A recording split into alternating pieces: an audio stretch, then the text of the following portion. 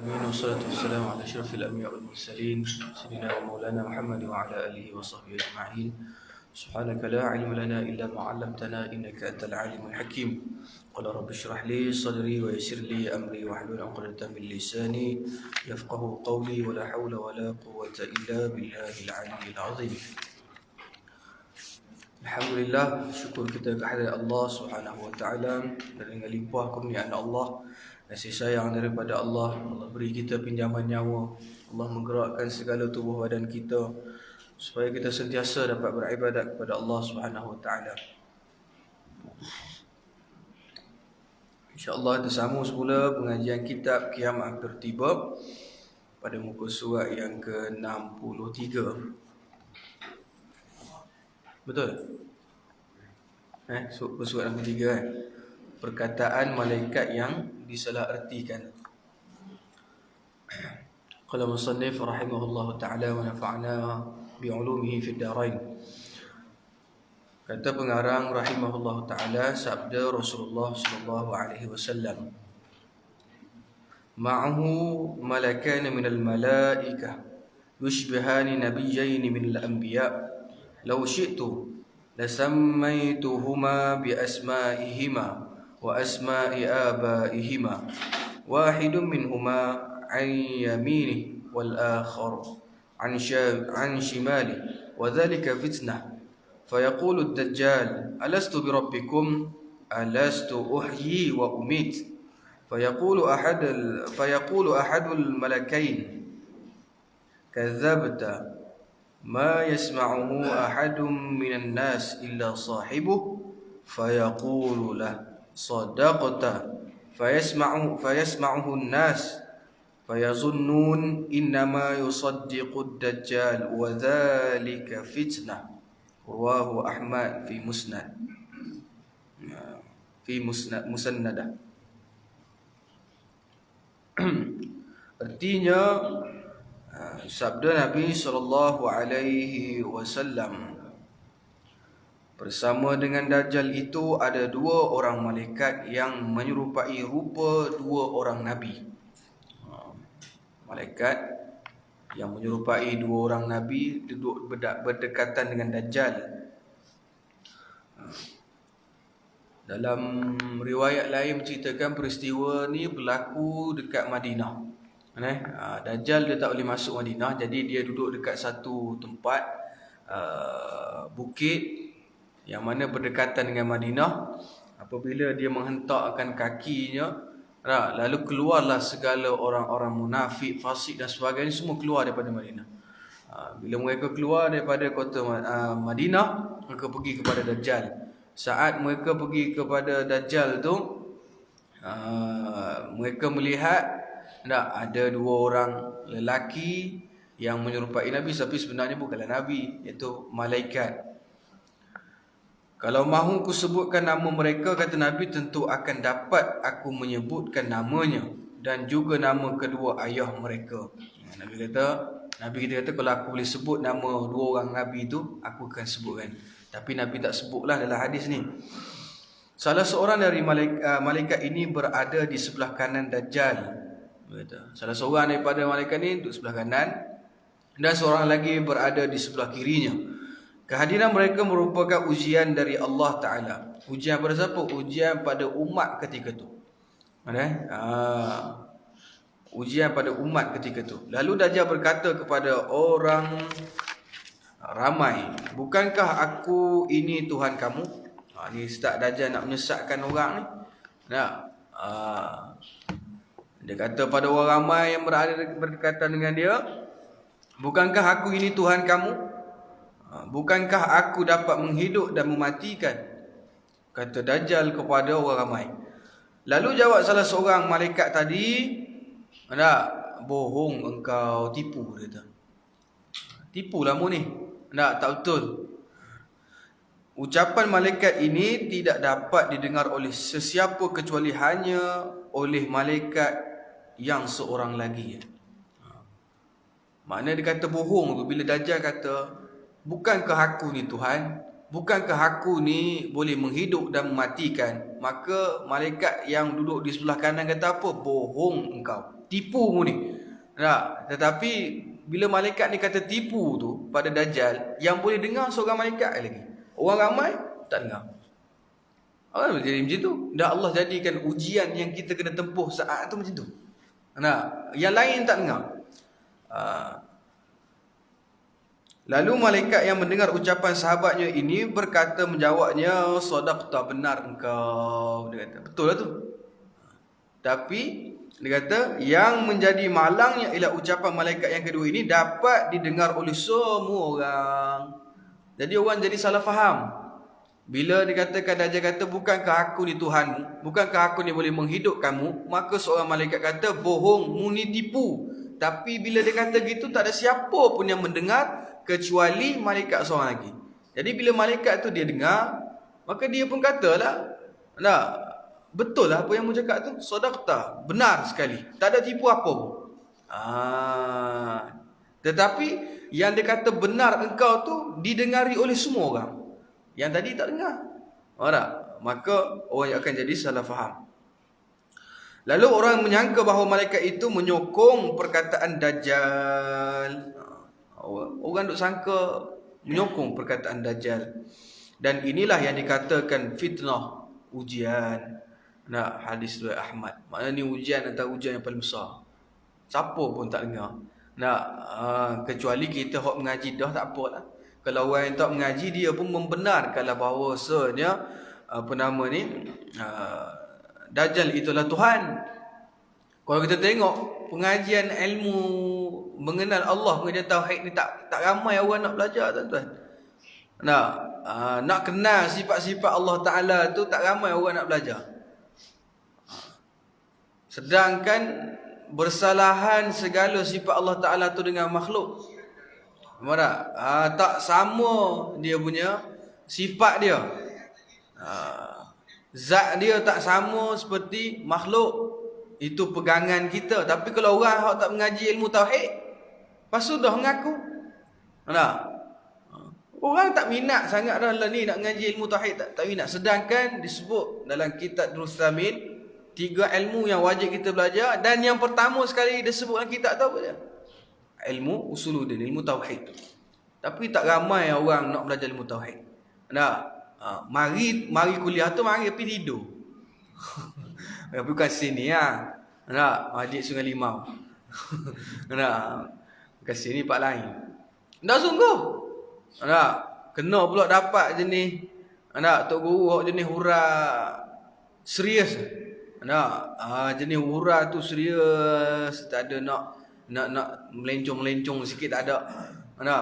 Tidur kita. Sedangkan itu ilmu yang kita kena belajar. Bila hak ustaz mari tak mau mengaji, dia pergi cari hak dalam Facebook. Marah. Pergi cari hak dalam Facebook, musalah lah. Marah. Cari dalam Facebook, lepas tu hak tok guru mu tak ambuh. Hak molek-molek pakai jubah ke serban mu tak ambuh. Hak rambut macam eliket mu nak. Marah. Penak molek.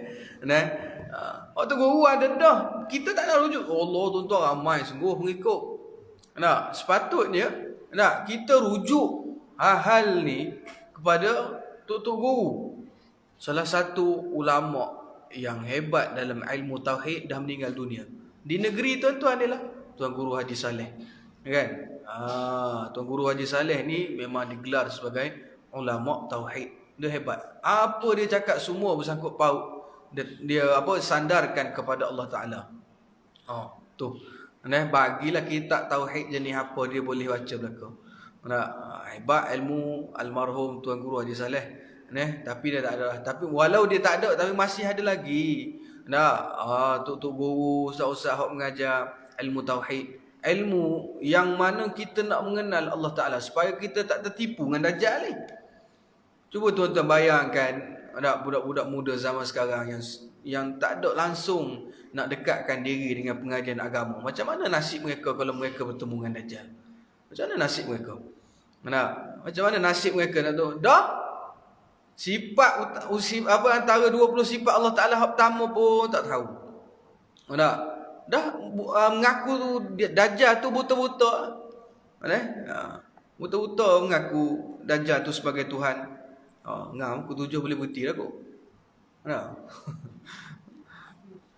Start 5 6 50. 7 suku kita bukti. Tertipu. Bila tak ada akidah mudah tipu. Kita tak ada basic akidah. Ngaji ilmu tauhid tak nak. Biasa kalau kita ngaji ilmu tauhid ni, biasa untuk guru dia bagi kita ni kitab-kitab yang kecil-kecil aja. Kitab-kitab yang rendah, mudah untuk kita orang awam nak fahami. Antaranya kitab Misbahul Munir, Taqribul Ikhwan yang menceritakan mengenai ilmu tauhid ni. Kena belajar. Kalau kita tak mengaji, mudah kita tertipu. Bukan kata kalau tak tertipu dengan Dajjal, kita tertipu dengan diri kita sendiri. Maka kita meletakkan kepercayaan selain daripada Allah Ta'ala. Kita letak rezeki tu bukan daripada Allah. Tak ada duit mati. Tak ada duit mati.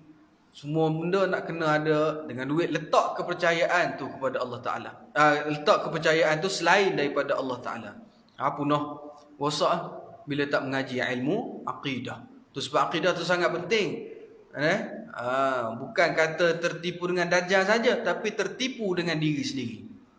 Sungguh tertipu sungguh lah. Semayang kita sembah siapa? Kita meletakkan keyakinan kita ni kita sembah siapa? Sedangkan Nabi kata apa? An ta'budallah annaka tarah. Mu kena ibadat pada Allah seolah-olah kamu melihatnya. Fa illam takun tarah, tapi kalau mu tak dapat melihat Allah, ketahuilah fa innahu yarah, bahwasanya Allah Taala melihatmu. Ini pegang gitu tak apa dah. Kita ibadat ni seperti kita melihat Allah, bukan makna kita nak bentukkan Allah Taala tu dah. Maksudnya bagaimana kita nak meletakkan khusyuk kita ni ketika mana kita ibadat. Kena Allah Taala. Baru kita tahu, baru kita dapat rasa benda tu. Baru dapat rasa kemanisan lah ibadat. Di wadah duk kedai kopi, cakap ilmu tauhid. Tu banyak lagi ulama-ulama tok guru yang kita kena rujuk. Rujuk tak kena dengan orang, tak betul. Memang Allah tak pandang pada luaran. Allah tak pandang pada luaran, tapi kalau luaran tu dah menyalahi pada syarak, mana? Allah tak pandang luaran. Memang Allah kata Allah tak pandang pada harta kekayaan, kerana kekayaan tu hak milik Allah Taala. Saya mari ngajar bulan depan, saya pakai seluar pendek saja. Saja. Ngaji kita ngaji kitab Muhimmah bulan depan, saya pakai seluar pendek. Baju singlet lah saya pakai. Siapa nak dengar? Tak ada masuk lagi. Cikgu Syekh terajang saya awal ni. Terajang awal ke? Tak boleh masuk lah, tak tutup aurat.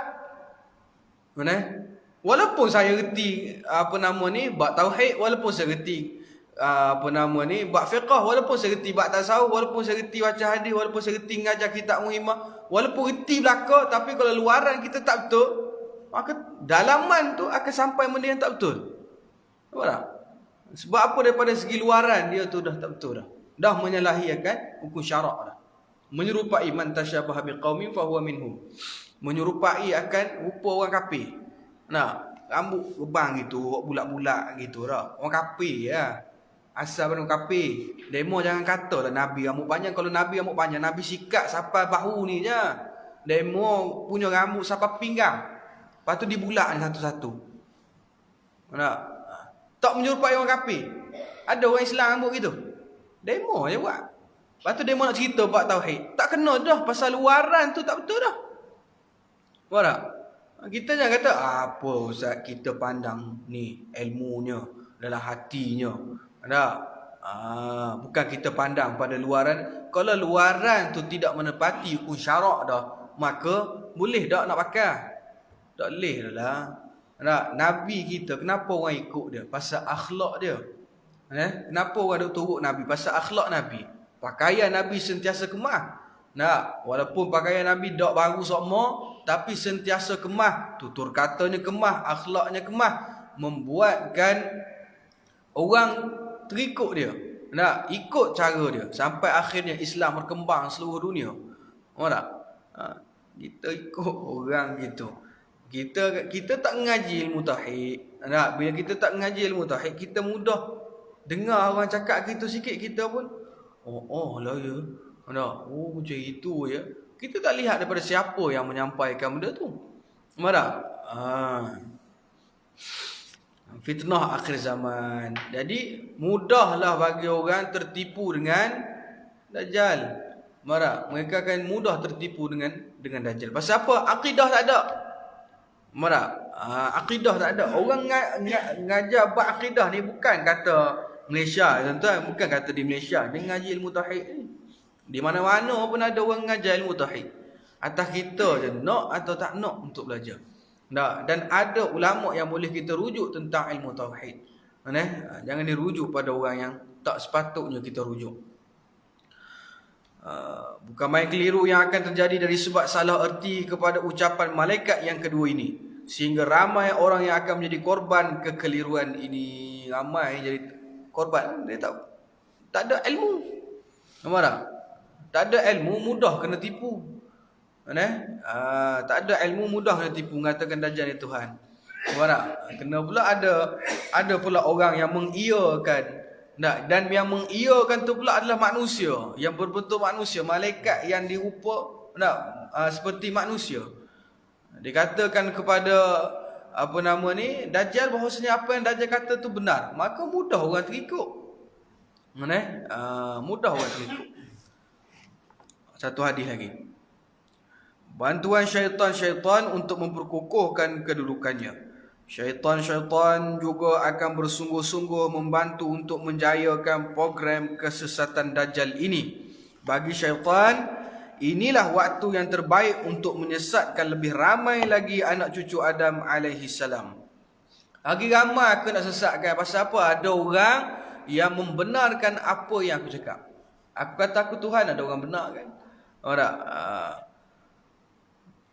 Disebutkan dalam hadis, wa inna min fitnatihi an yaqula li a'rabi ara'aita in ba'athtu laka abak wa ummaka atashhadu anni rabbuk fayaqul na'am fatamathalu lahu syaitanani fi surati abihi wa ummihi fayaqulan ya bunayya ittabi' fa innahu rabbuk fayattabi'uh.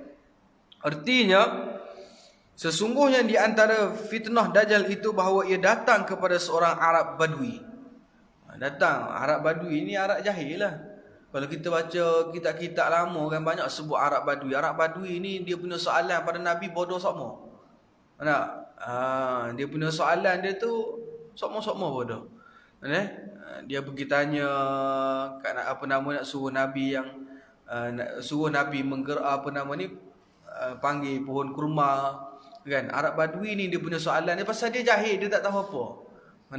Dia jahil, dia ilmu dia tak ada. Ada dia minta, dia kata apa? Dia nak mustahil, dia nak nak mustahilkan bahawa Nabi itu adalah seorang rasul. Dibawa seekor biawak nama Dhab masuk ke dalam masjid. Dia kata, "Hei Muhammad," dia kata "Man anta?" Siapa kamu? Dia kata, Nabi kata, "Ana Rasulullah." Dia kata kemudian dia, "Aku tak akan percaya mu adalah Rasul Allah selagi mana biawak aku tak cakap mu Rasul." Bodoh tak bodoh? Bodoh ni tak bodoh Arab Badui ni. Dia tak mengiyakan kerasulan Nabi. Dia jahil. Maka Nabi kata tak apa, mu letak dhab mu tu. Maka dia letakkan dhab dia tu, dhab tu biawak lah. Cuma dhab ni binatang boleh makan. Dhab ni boleh makan, biawak kita jangan makan. Haram. Kalau nak rasa belakang rumah saya banyak. Datanglah ipoh ambil.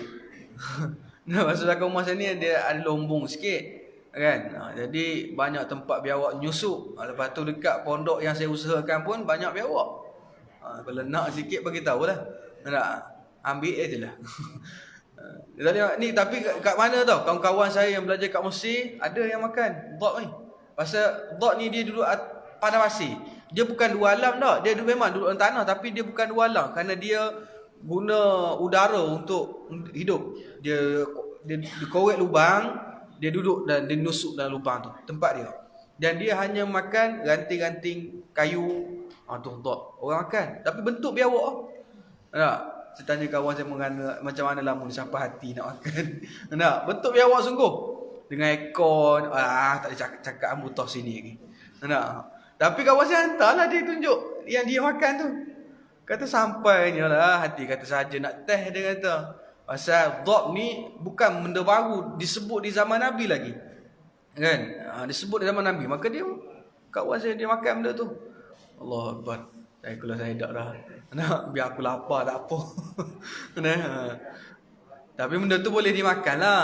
Memang boleh, dia bukan dua alam. Macam biawak kita dua alam, dalam lombong boleh hidup, dalam air boleh hidup, naik ke atas darat pun boleh hidup. Lepas tu dia bersifat dengan kasar, menyerang orang dan sebagainya, gigit. Tak, ada kes dulu kan ada seorang budak kena gigit di Sabah. Ke mana? Kena gigit, putus jari dengan biawak. Pasal kata orang tua-tua lah. Kata orang tua-tua, kalau biawak ni kalau dan dia gigit, dia tak akan lepas. Kata orang tua bukan boleh percaya sangat pun. Kena try dulu. Kena try dulu. Tapi tak tahulah, saya dengar pada kecil orang tua kata, biawak kalau dan mu kena gigit, dia tak akan lepas. Dia tak akan lepas dah. Kata orang tua tak tahulah kan. Tak pernah kena gigit dengan biawak pula dah. Jadi bila Nabi kata tak apa, kalau mu tak percaya aku Rasul, mu letaklah dhok tu depan mata aku. Maka dia letakkan dhok tu di hadapan Nabi. Dia duduk betul-betul depan Nabi. Kemudian dia letakkan dhok yang dia pikul tu. Dia pikul atas bakam besar. Dia letak atas Nabi. Dia kata, lepas tu Nabi kata, ya dhok, man ana, hey dhok, siapa aku? Terus dhok dia kata, asyhadu annaka Rasulullah. Aku naik saksi bahawa engkau adalah Rasulullah. Terus Arab Badui tu dia mucak.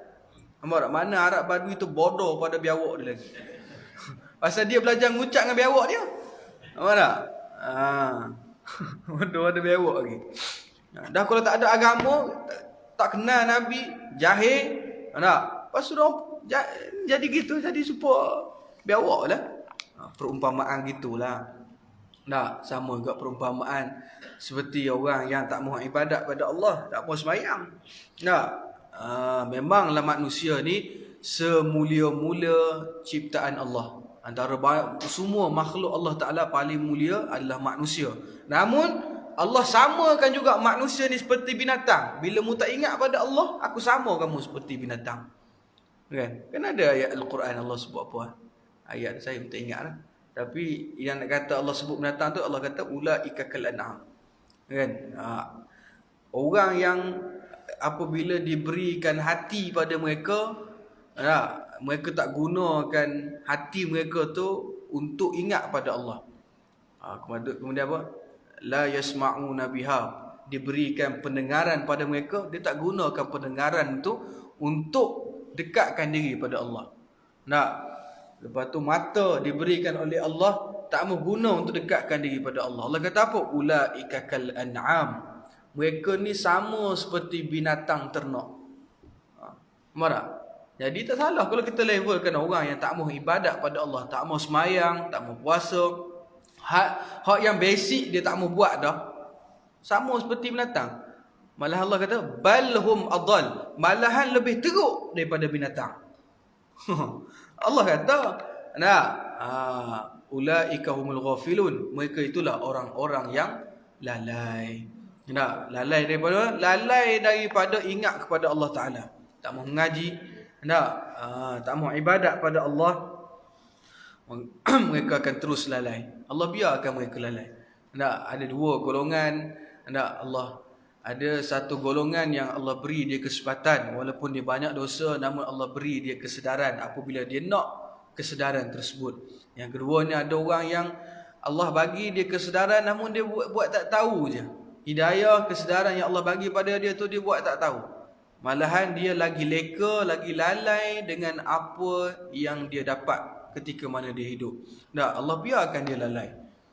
Biarkan hidup dia mewah, kehidupan yang senang, harta yang banyak, tapi sebenarnya Allah Ta'ala murka pada dia. Sanastadrijuhum min haitsu la ya'lamun. Allah mainkan mereka ni dengan istidraj. La ya'lamu, dengan cara mereka tak tahu yang Allah ni sedang permainkan mereka. Wa umli lahum, Allah berikan mereka umur yang panjang, Allah bagi mereka harta yang banyak, anak isteri yang sihat, rumah yang besar. Inna kaidi matin, tapi sungguhnya tipu daya Allah sangatlah dahsyat. Nampak tak? Kita ni Allah ciptakan. Kalau Allah nak lekakan kita, Allah biarkan kita leka. Tapi kita takut saat kematian kita, kalaulah kita mati dalam keadaan tak diredai oleh Allah, apa nak? Kita hidup ni tuan-tuan, pertama sekali kita nak cari redha Allah. Apa yang membuatkan Allah redha kita, itu yang kita kena buat.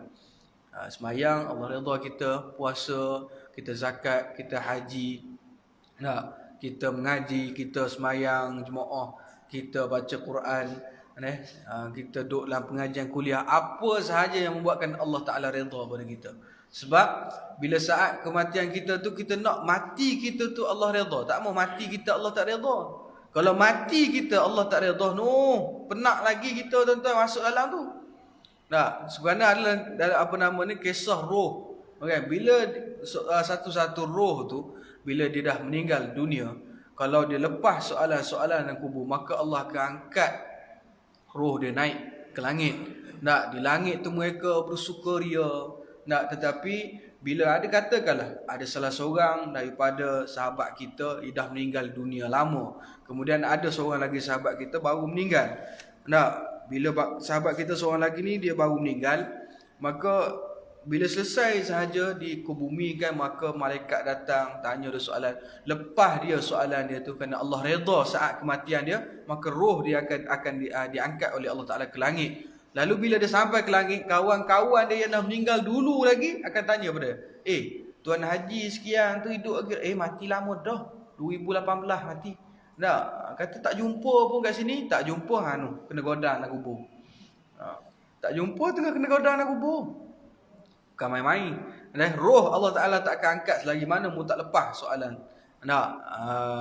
Satu lagi punca roh tak boleh angkat, orang yang ada hutang. Orang yang ada hutang, Allah Ta'ala walaupun dia mati syahid, mati tengah sujud depan Kaabah.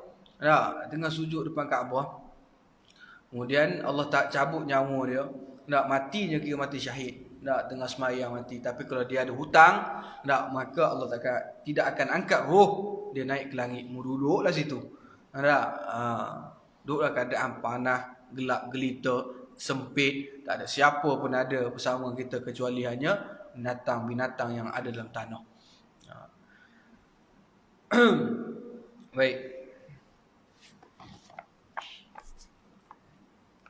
Sesungguhnya di antara fitnah Dajjal itu bahawa ia datang kepada seorang Arab Badui. Maksudnya orang yang lemah iman dan tidak berilmu. Maksud Arab Badui itu dia orang tak tahu apa.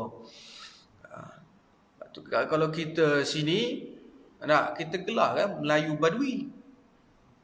Yang sana Arab Badui ni Melayu Badui. Tak mau mengadi sangat. Lalu ia berkata kepadanya, apakah engkau akan percaya kepadaku seandainya kuhidupkan semula ayah dan ibumu? Dia kata, nakkah kamu percaya pada aku kalau aku hidupkan balik mak ayahmu telah meninggal dunia lama? Kemudian Arab Badui itu menjawab, ya. Maka Dajjal menyuruh dua syaitan menjelma di hadapannya. Seorang di antara keduanya menyerupai ayahnya dan seorang lagi menyerupai ibunya. Lalu kedua-duanya berkata, wahai anakku, dia adalah Tuhanmu yang benar, maka ikutilah dia. Maka si anak tadi pun lalu percaya dengan Dajjal. Hadis riwayat Ibnu Majah. Nampak? Kalau dah jahil agama, mak ayah mati lama dah. Tiba-tiba ada orang tawar pada kita hidupkan balik mak ayah kita. Kita kata, terahlah tengok kalau hidup kat aku, percayalah mu Tuhan. Tengok hidup mak ayah, tapi bukannya mak ayah kita. Yang ada tu ialah syaitan yang menyerupai manusia. Syaitan ni dia memang boleh menyerupai manusia pun. Syaitan ni dia ada dua, jin dan syaitan. Dia boleh menyerupai satu yang menyerupai diri dia sendiri. Yang mukanya hodoh, pakai jubah putih semua. Syaitan yang jubah itu asuh. Jalan-jalan nampak kat atas. Nampak kat atas. Jerit-jerit panggil kita. Kita tengok. Tu syaitan juga. Tapi dia menjelma sebagai diri dia. Ada syaitan yang menjelmakan diri sebagai manusia. Salah satu ni yang akan berlaku nanti Dajjal. Bukan kata zaman Dajjal, ni pun banyak berlaku dah. Tiba-tiba kita lihat dalam satu tempat tu ada 2 orang. Ada satu kisah dekat Raut Pahang, tak silap. Raut ke Raut Word kan, yang isteri dia dirasuk kan. Bila isteri dia siap melahirkan anak, isteri dia pun lari keluar daripada rumah. Bila dah lari keluar daripada rumah tu, suami dengan adik-beradik pakak pergi cari malam. Belakang rumah tu pokok sawit. Pergi cari tengah malam buta. Cari nampak duduk, anak tak ada tapi duduk satu tempat di tepi pokok sawit tu. Duduk pergi tegur-tegur, bukan bini dia. Dia pergi tegur tu bukan bini dia. Dia ada cerita dia yang sebenar tu ada lah. Tapi memang boleh syaitan ni, maknanya nak cerita pada kita, syaitan ni dia boleh wujud, menjelma diri dia sebagai manusia. Cuma kita ni tak mudahlah kena tipu dengan syaitan kalau kita ada ilmu. Tak mudah kita kena tipu dengan Dajjal kalau kita ada ilmu.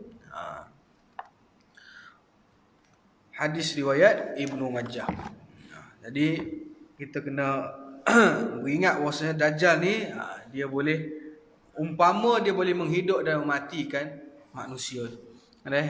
Kemudian dia boleh menghidupkan balik kedua ibu bapa yang telah meninggal dunia, yang mana itu bukanlah kedua ibu bapa kita, tapi sebenarnya syaitan yang menjelmakan diri sebagai mak dan ayah kita. Dalam hadis lain pula, dalam hadis lain ada pula disebutkan, wallahu alam. InsyaAllah nanti kita sambung pasal hadis ni panjang. Hadis ni panjang, insyaAllah panjang umur, murah rezeki. Nanti kita akan sambung lagi bulan depan, tahun depan. Kita sambung lagi tahun depan dengan hadis yang seterusnya, hadis yang panjang sikit lah.